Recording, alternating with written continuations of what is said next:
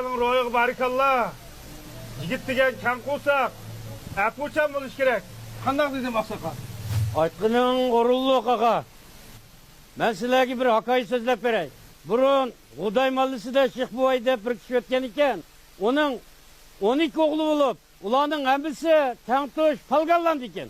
Bırak ulanınki intifak yakşı olmaşka, 12'si çıkanda hemisi atlarını ayrım tıkıvaklaydı gel. 12'si hemisi ayrım kazanıp gızı itip gel. Çıkardık işlerimi tası kıngıldıki dek olmaydı. Bunu görgen kendi oğlunun çıkışıp bir günü yarım tangda 12 atlı toğunu örüp taşlap hem atlarını bir tıkıvaklaptı. Dankallarını çakıp taşlap hemisi bir dankanda tamık etip geçti.